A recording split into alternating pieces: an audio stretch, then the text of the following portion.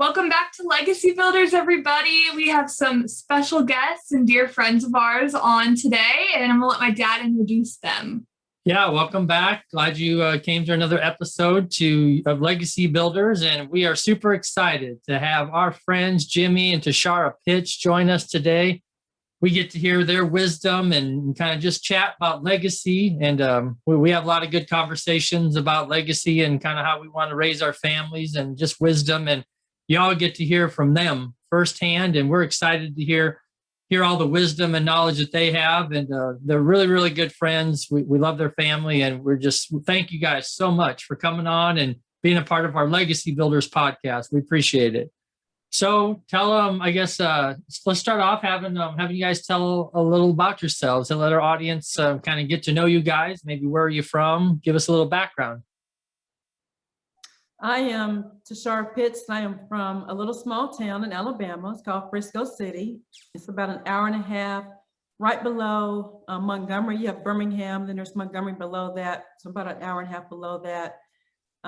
Little small town, grew up there and met Jimmy in Walton Beach, Florida. We got married, and now we have 3 kids, 24, 23, and 18. And just love our family, and yeah, we're enjoying life together. Yep, I'm Jimmy. I grew up in Fort Walton Beach, Florida, and if you had told me 25 years ago or 26 years ago that I'd be sitting here today, I'd probably call you a fool. But life has definitely been good.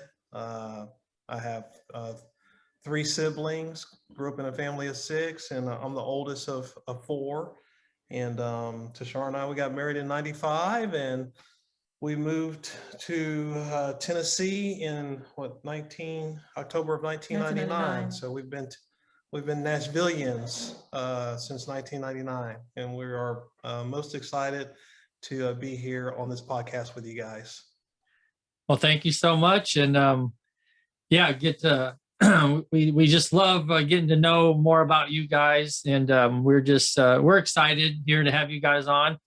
And maybe to you and I, we talk a lot about legacy, and one of the things that we've been talking about in our past episodes is people who intentionally make a change, and we call it legacy. And we know that a lot of people growing up didn't intentionally say, I'm going to start building a legacy, but what they did is they started talking about, these are some family values. These are some things that we want to adopt into our life moving forward as we get a family, we have kids. So these are the things that Madison and I talk about, and these are the things that we're defining as legacy. And so maybe share with us, what does legacy mean to you? Like growing up, what did you get out of legacy? What does it mean to you?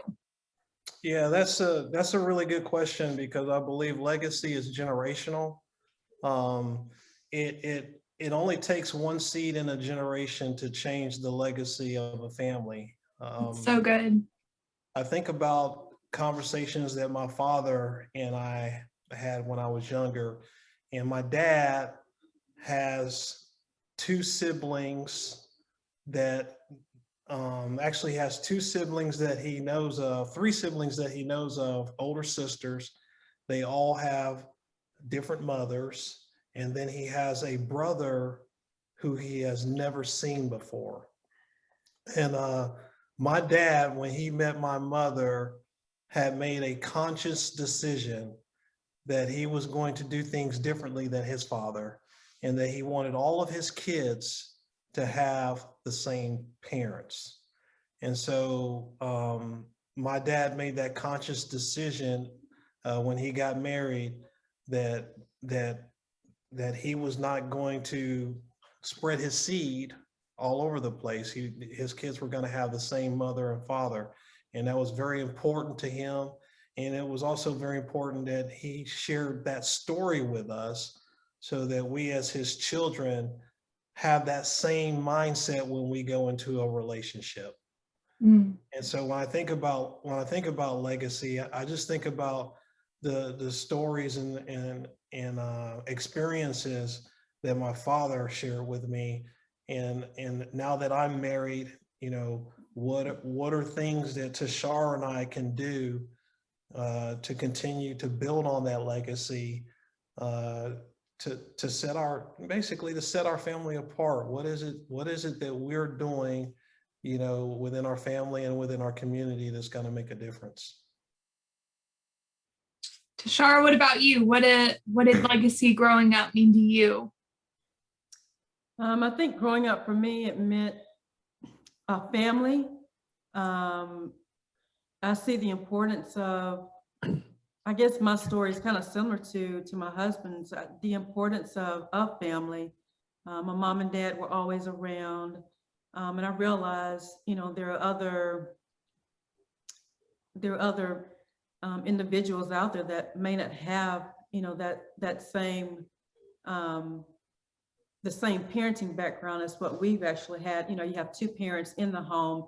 And I think that's something that's really, that's really special. But even if you don't, you still have, there's one parent that's still teaching you the basics of true life and how to get through life, and how to love and responsibility and integrity and character. I think all those things are important, and those are just things that I would love for my family to, just to continue in as well. When I think about Tishara's mother and father, one thing that comes to my mind when I think about her parents is the word honor. If her mother and father say that they're going to do something, they're going to do it. I look at them and I say they're dependable, they're honorable.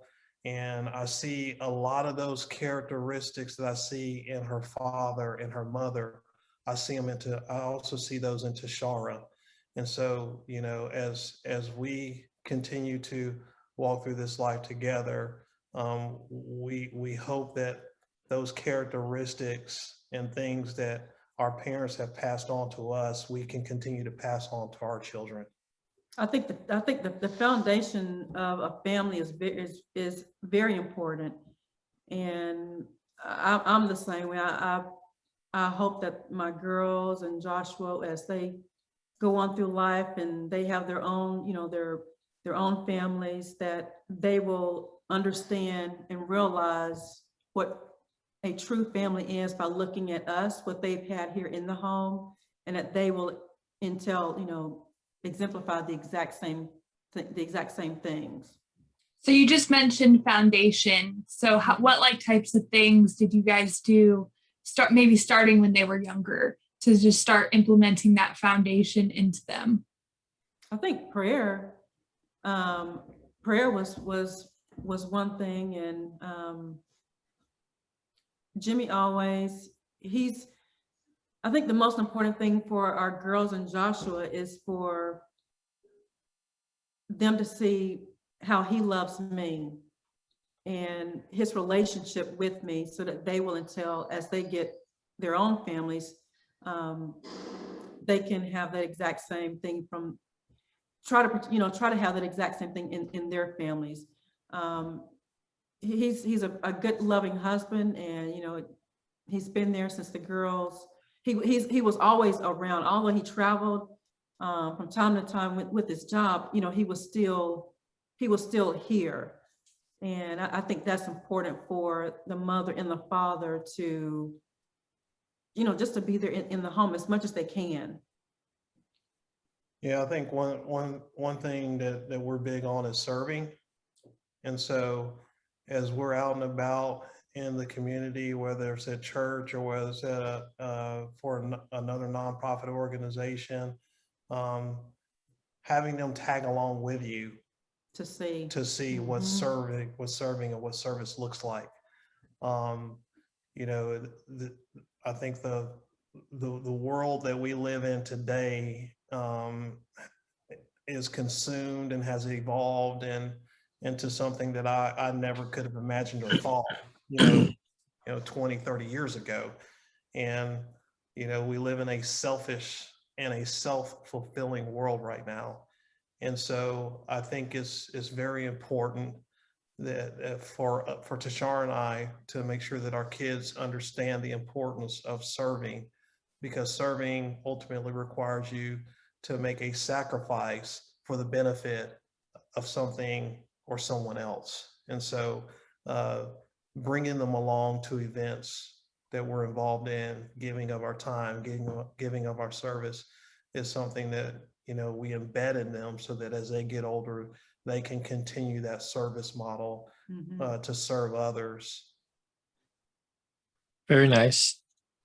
There's a, we had also talked, maybe you could share a story as you're talking about serving and serving others. You know, there's a story that you and I have where you helped me out in a situation, and how service takes sacrifice. Do you know what story I'm talking about? Remind me. So I was in a situation where I had a house that typically we never get to this part, and it's very rarely that I feel the need to do this, but we were trying to get a house sold, and I actually talked to a friend of mine about praying over this house and praying over some stuff, and my other friend had reached out and sent messages to some other people, and including Jimmy, and and Jimmy had showed up, and it was just really, really powerful, the atmosphere there, and Jimmy's prayer, and we got to talking afterwards. And what did you say about that day, Jimmy? I said, well, when I got the request to come out, it was like a big, like, oh man, I really don't want to do this right now. I'm tired. I got to drive to Nashville. I want to drive to Nashville, and then, but in the back of my mind and in my heart, you know, I was like, you know what? I have a friend that has a need. I know if it was me, he would do it in a heartbeat. And so make the drive, make the trip. You know, you can sleep later. You can do whatever it was you had planned. You can do it later. But this is really important to him. And because it's important to him, you need to make it important to you. And you need to show up and contribute and do what you can to show your support. And that's so key. I mean, when you talk about serving, it's, you know, a lot of times it's easy to go serve people you don't know. But then there's actually, you know, and we'll get into more of that in our relationship series, but this is a huge legacy building moment when you teach the people around you that serving also is serving your friends, and, you know, and doing things that, you know, making sacrifices sometimes when it's not convenient. And that's one of the things that I talk with Madison all the time, is building legacy is not built on convenience. It's built on inconvenience. Yeah. And, you know, in relationships, same way. And so I'm just telling that story firsthand because Jimmy is saying what he's preaching it, because that's what he does. And he's a man and sacrifice and serves others, and even in inconvenience. And so one more story I'd like for you to share before we move on to the next segment. You're talking about Tishara, and it won't take people long. When they're around Tishara, they will immediately know what a woman of honor she is, what an awesome person she is. And Jimmy, early on, your dad realized this early on, and he had a little bit of advice for you. I was wondering if you'd share that advice with the audience. Yeah, my dad, and this is, you know, I think my dad is like a relationship expert. But when Tishara and I were dating and they met her for the first time, remember what restaurant we went to in Mobile? I think it was Denny's. It was Denny's. Denny's. Yeah, they came to the church that my dad was going to. They had come to South Alabama, and the church choir did a concert. And so while my parents were there, they got to meet Tishara after the event. And so after Tishara went her way and I was still hanging out with my parents, you know, my dad pulled me to the side and he told me, he said, boy, he said, she's a good one. You better not screw this one up. And and so, prior to Tishara, they had never, the girls that I had dated, that I brought home, they never said anything about them. And I realized today the reason they didn't, because they didn't like any of them. And so, but when my dad and mom met Tishara, they were like, she's a keeper. You know, you don't get too many chances in life to get a good one. So you better make sure you don't screw this up, because I was known for screwing stuff up. Well, you did good, Jimmy, and we appreciate all that Tishara does for our family, and the example that she is to Madison and just to the other young ladies in our sphere of influence. So Madison asked you about foundation. What are some of the foundational things that you guys teach your kids? So I'm just wondering what other morals, values, concepts that we would define as legacy. What are some of the other things that come to mind? That you want to make sure, if you're speaking not only to your family but to the next generation, or what would some of those key things be to say, hey, consider these things if you're building legacy today? Well, I might be jumping ahead here, but I'm going to go ahead and bring this out, because I think this, you guys, I know you guys had a family, you guys have a family mantra that you showed us, and we got this idea from you all. I was never keen on the last name of Pitts. As a kid, I always got picked on because my last name was Pitts. They always, my coach would say, boy, you smell like armpits and everything. Oh, you're the Pitts and whatnot. And I said, when I saw your family mantra, I said to myself, you know what? I can take my last name and create something with it that will help our family identify with what it is and where it is we're supposed to do. Nice. And so we came up with can you see that? Yeah. Yeah. Yep. So we came up with our family mantra, and so each letter represents something, and I'm going to let Tishara share what the letter P stands for. The letter P stands for prosperity, which is we are prosperous in every area of our life, physically, relationally, spiritually, mentally, and financially. We have everything we need to experience the fullness of this life so that we are a blessing to others. So, that the P for prosperity, our family, whenever they're down, or whenever they're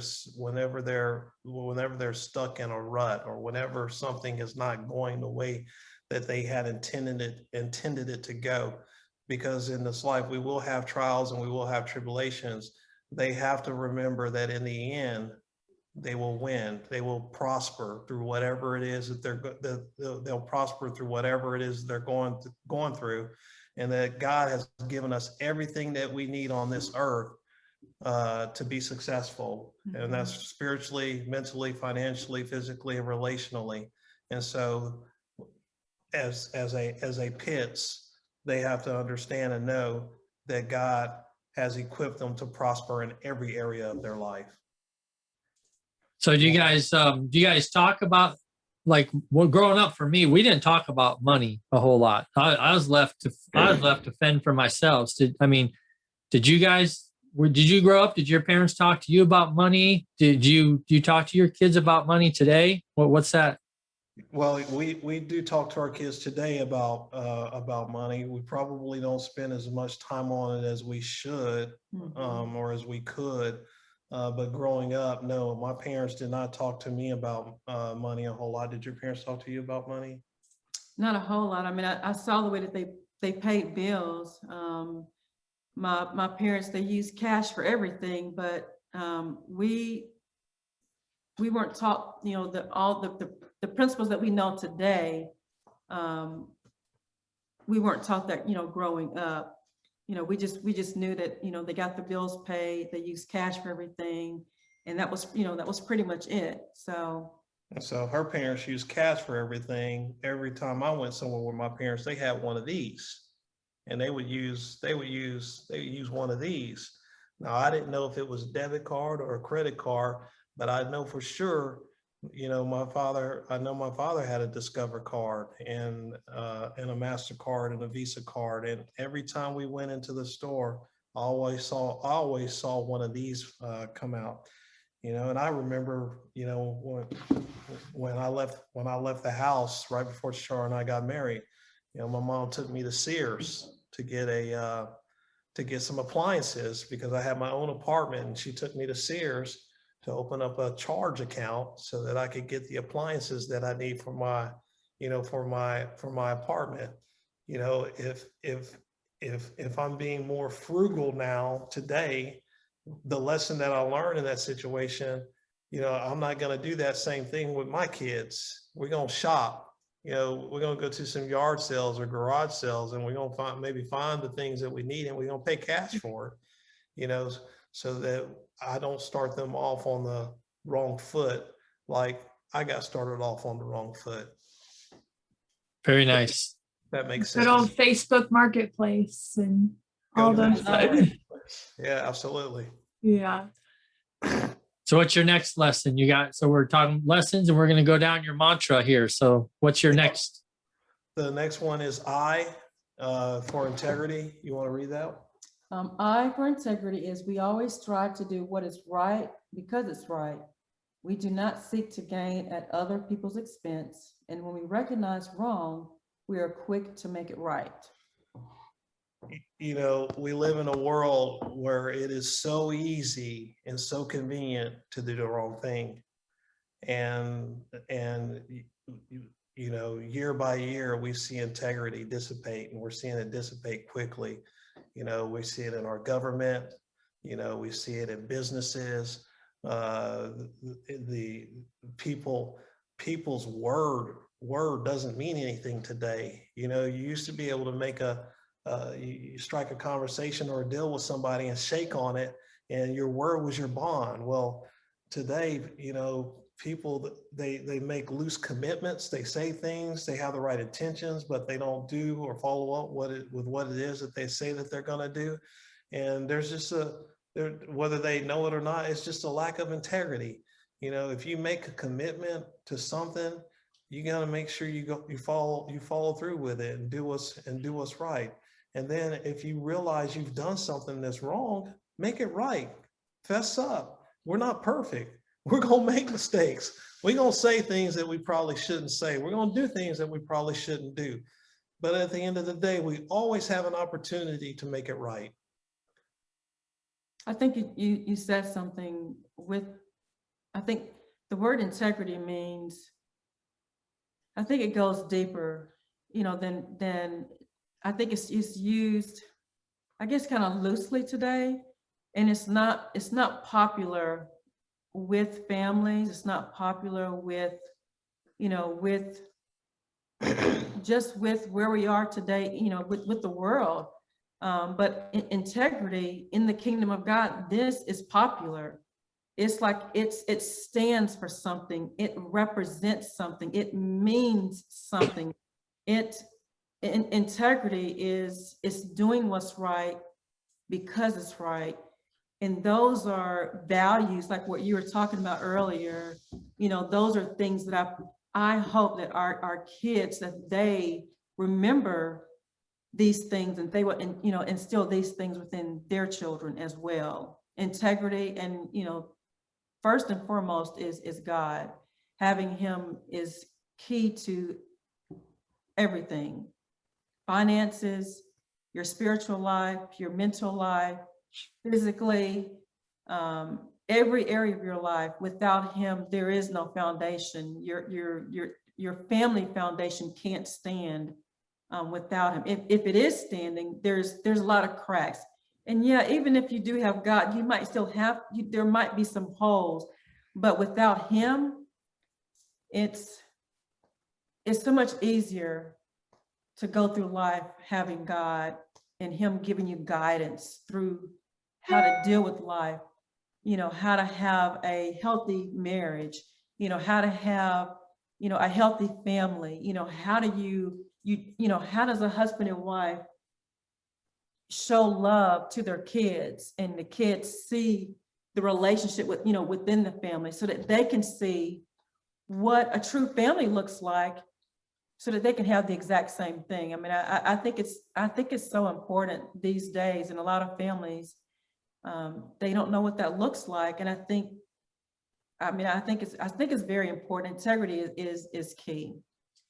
I am very, very curious, like, how do you teach your kids integrity? That is important to you. And so Jimmy said, in a world where things are becoming less and less, and it's easier to not have that integrity, how do you teach your kids that integrity? And then how do you also teach them to balance and beware of those who don't have that integrity? Well, I think they're gonna see it. Your kids are gonna learn from you as parents. Mm-hmm. They're gonna see what you do. They're gonna hear what you say. When you're walking in the grocery store and your kids are with you, and that lady drops $100 bill in front of you and doesn't realize that she drops it, and you pick that $100 bill up and you give it to the lady, you don't say, "Oh my gosh, I got a blessing today." No, that's not a blessing. And when that cashier gives you too much money because he or she can't count, I mean, and you walk away from that cashier and you say, "Oh my gosh, they gave me too much money. That must be a blessing from God." Nah, that ain't a blessing from God. You're not doing what's right because it's right. And so the more interaction and the more opportunities your kids get to observe and watch your activities and the things that you do and the things that you say, you get to walk them through those life lessons so that they can see what integrity looks like. Mm-hmm. You get to have discussions about those things. You get to talk about those things and how. I just want to mention something real quick. I think it's so beautiful that you just said you get to, because a lot of parents feel like it's a chore, but you just said like you get to, and that is such a beautiful attitude coming from somebody who is a kid. And so I just wanted to say thank you on that, because that's so cool. Yeah. So, I mean, that's how, that's how they learn, that's how they grow. We bear the responsibility of trying to put them in a position in life that when they reach our age, that they're doing bigger and greater things than we've done. Mm-hmm. And so it's all about doing what we can and doing our part to ensure that, our kids, they may not have the same challenges that we've had. They will have the challenges will be different, but because of the things that we've taught them and because of the things that we've instilled within them, they'll be able to overcome those challenges. I want to say too, just going back to, you're talking about legacy, that word integrity, his mom and dad is a great example of that. And they instilled that within him, and my parents as well. I saw integrity within them. And because I saw how they were, it made me, I think, who I am today as well too. Very nice. Very nice. What's your next lesson? The next one is T for thoughtful.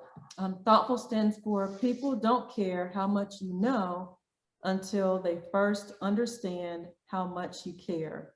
We will be considerate and thoughtful of others and always assume positive intent. This is one that is probably maybe the most challenging for me, but it's very much needed because I can be very judgmental, like really quick. Not only judgmental, but I can lose my temper too. and it's something that I've worked. It's something that I continue to work on. You know, to be considerate and thoughtful of others, and try to always assume positive intent, because we never know what is going on in a person's life. Mhm. You just don't know, you know, and somebody can do something. You know, the other day I was on the interstate and I accidentally hit my horn. It wasn't intentional, it was an accident. And the person who heard me blow my horn thought that I was blowing at them. And because they thought I was blowing at them, they blew back at me. And so at that moment, I had a decision to make. I had to make a decision as to whether I was gonna blow back at them so that we can start this dialogue, you know. But at that moment, I just let it go. Me blowing back at them wasn't going to serve any purpose. If the only thing it was going to do, it was going to fuel the fire. That person was going to get hot. I was going to get hot. And then you got two people on the interstate acting crazy and stupid over an accidental horn blow. And you see how crazy that, you see how crazy that is? You know, it's just crazy. You know, I remember, you know, a couple of years ago, we just got out of church and the snow was on the ground, and I was trying to get a parking spot in the Publix parking lot so that my kids and my wife wouldn't have to step out in the snow. And, you know, this person behind me is just laying on his horn. And Tishara's like, James, just drive around, find another spot. And I'm saying, no, he gonna wait. He's gonna be patient. He's gonna wait. He kept blowing on his horn. Put my car in park and stepped out and looked at him like, "What's up?" You know, and so, you know, a whole argument. Here it is. I'm ready to fight this guy in the parking lot because he was impatient, blowing his horn at me, when all I could have easily just said, you know what, this is not that big of a deal. Let's just find another spot and we can call it the day. But in that moment, in that time, I wanted to prove that I was right. And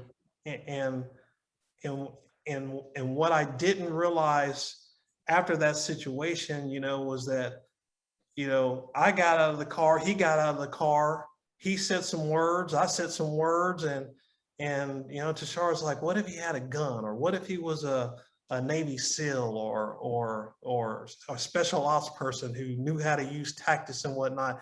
She's like, you're putting yourself at risk, which is putting our family at risk, over a parking spot. Tishara has a very much voice of reason in this situation, I can see. So I would say that thoughtfulness and considerate and assuming positive intent is something that's much needed within our family, because it's easy for us to make assumptions. It's easy for us to push our own perspective and not look at the perspective of somebody else and where they're coming from and what's going on in their life. And so that's something that I continue to work on, and something that Tishara has helped bring some balance into my life as far as concerning thoughtfulness. Well, I mean, I think our kids see, because it is something that we both are working on in our family. Our kids see, if we make them, you know, if we have a disagreement about something, which is, it's not a whole lot, but if there's something that, you know, we don't agree on, or something happens, or you know, they see the both of us, you know, we're very apologetic, you know, we're willing to say I'm sorry when you know, when we make a mistake or we're wrong, and it's I think that's important that they do see that, so that they until, again, like I said, will instill hopefully thoughtfulness and integrity and prosperity, not just prosperity for their, for them, but also thinking about other people outside of the family. All of these things, I think, goes back to having a very solid, good foundation.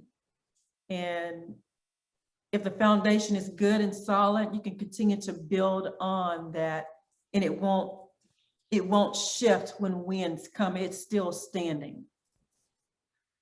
Well, that's what I like, and I appreciate about that particular topic that you have in your family mantra. And for those who are, talking about maybe doing a mantra for their family, this isn't something that, you put all the stuff up there that's easy.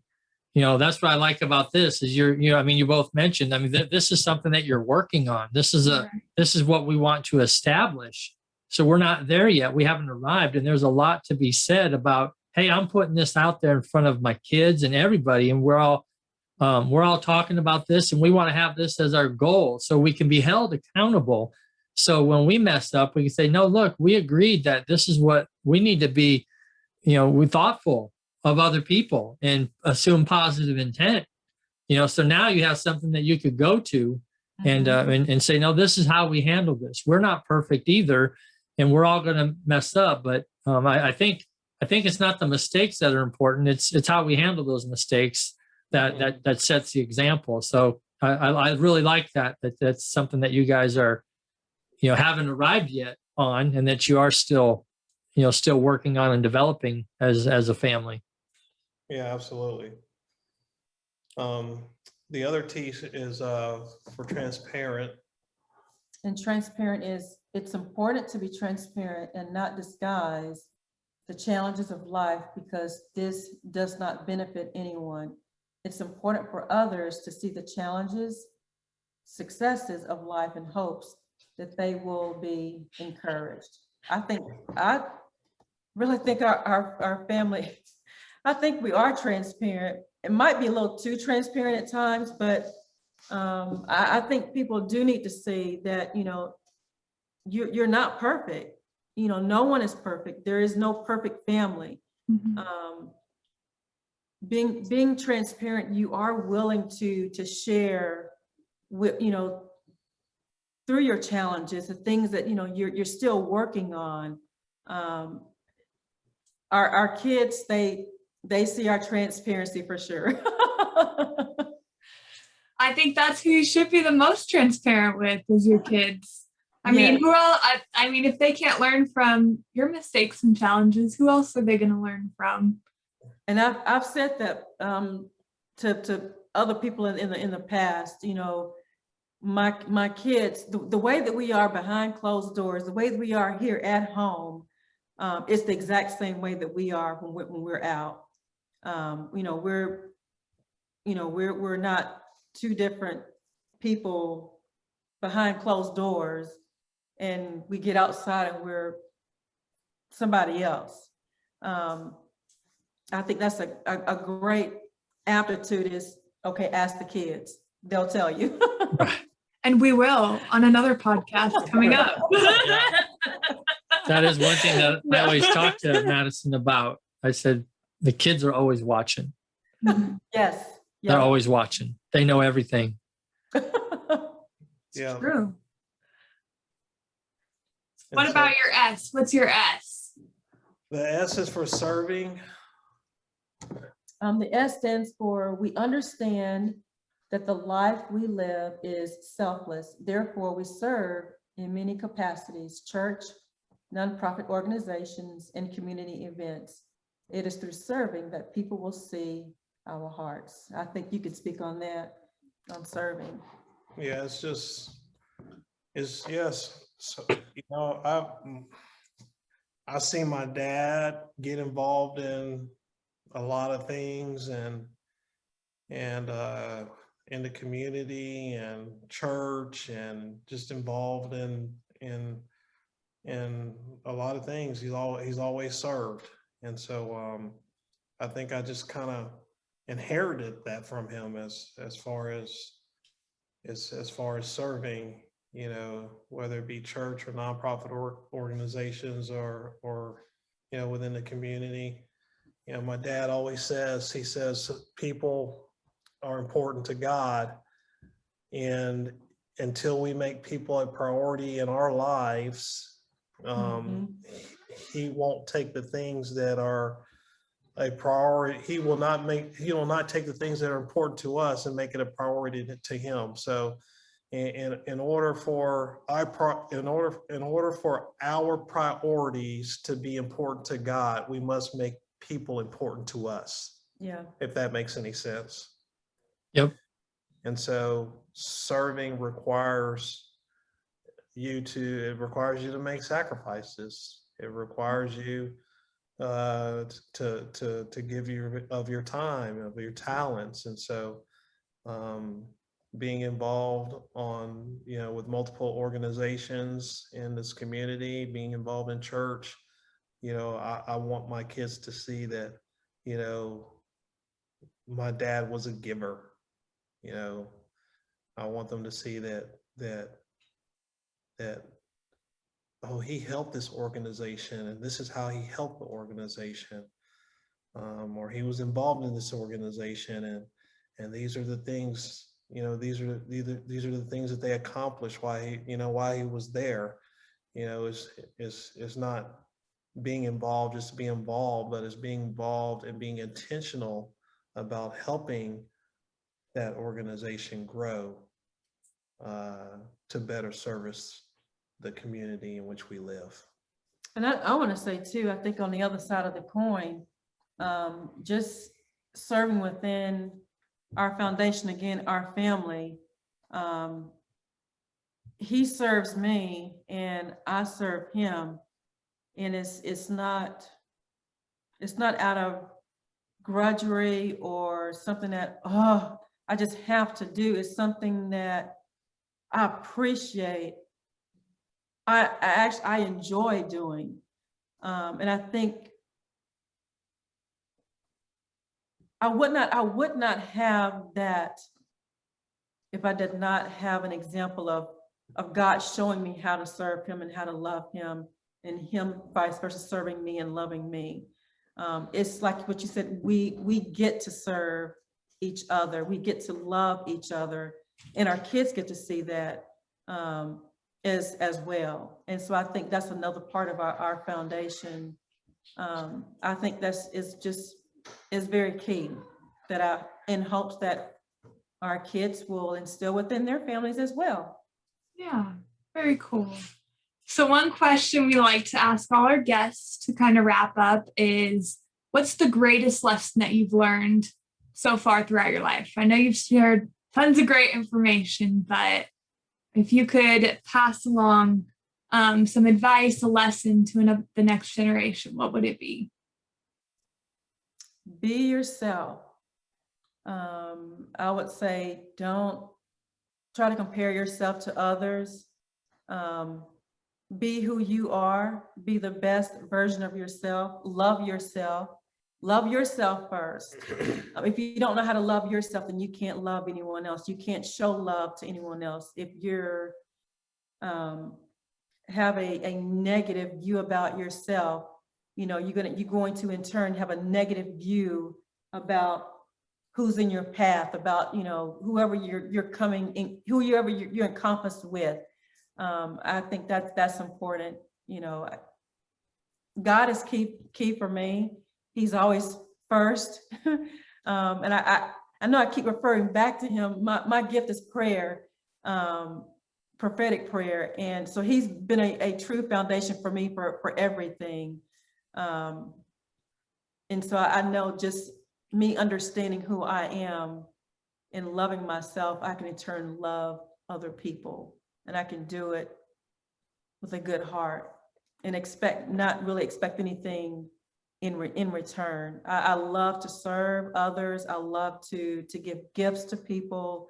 I love to encourage them to make their day better. So that's something that, think about other people, if you left this earth, what would people think about you? What but what would they remember? And I hope that they will remember that I'm true to myself and I really love people. What about you, Jimmy? I would have to say that there was advice I could give someone, it would be not to quit. That's good. There in this journey of life, there will be an abundance of opportunities to quit. Mm-hmm. That's good. To give up.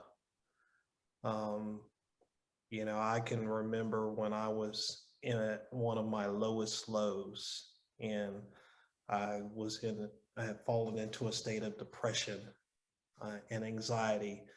It had gotten so bad that I was gnashing my teeth at night. I was just grinding my teeth at night, and I couldn't sleep because things had gotten so bad.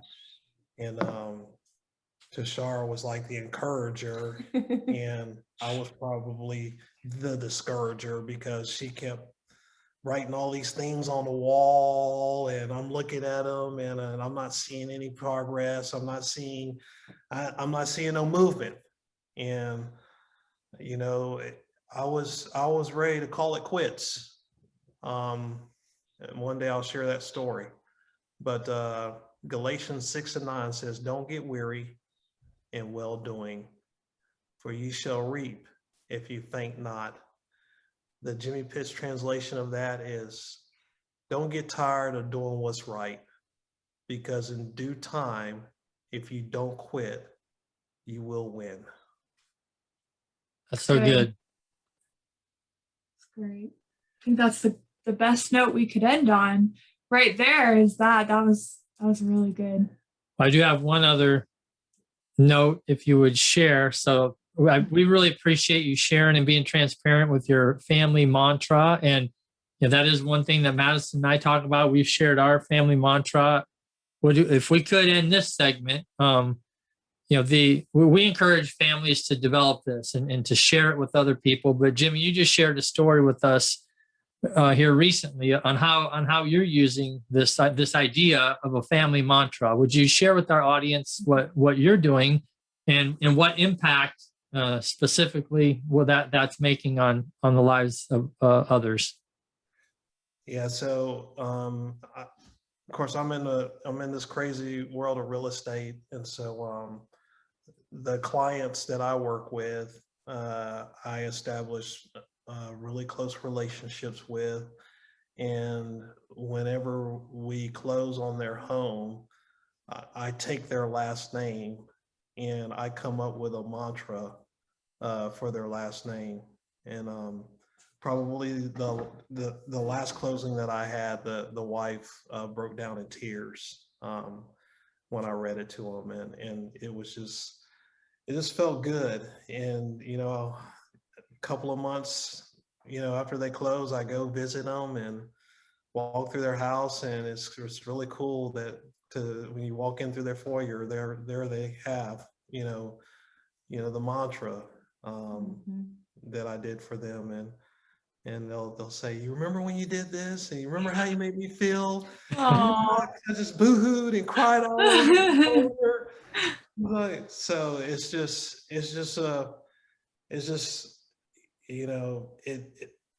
I basically saw this as a way or an avenue for me to help stir some things up within families when they read it. Hopefully they'll see something in there that they identify with, and maybe it'll encourage them to come up with their own mantra. But every family I work with, I do one of these for them.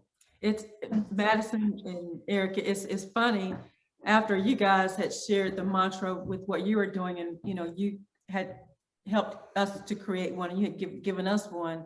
Of course, we had, I think it was a total of, was it 4 in our family? 4? I can't remember. I think it was 4. But when Jimmy's parents came down, his mom So they took one, and I think his sister took one. They were like, "Oh, wait a minute, Pitts. Okay, I'm taking this back with me. Oh, I'm getting one too." That's So awesome. Yeah, that is awesome. So they Oh. really That's enjoyed special. that. Mhm. Yeah. Well, we That's so thank you cool. guys so much for coming on and sharing. And I know the listeners here have learned so much and got some great ideas, wisdom, life lessons. And we're so grateful that you guys took time to share with us on Thank you. Legacy Builders podcast. So Yes, we really, really appreciate you guys. Yeah, Thank we you. appreciate you guys. and thanks for those who tuned in to Yeah. Legacy Builders, and we'll see you next week. See ya. Thanks so much for joining us today on the Legacy Builders podcast. We would love to hear from y'all. Go tag us on Facebook and Instagram and let us know what your biggest takeaway from today's episode was.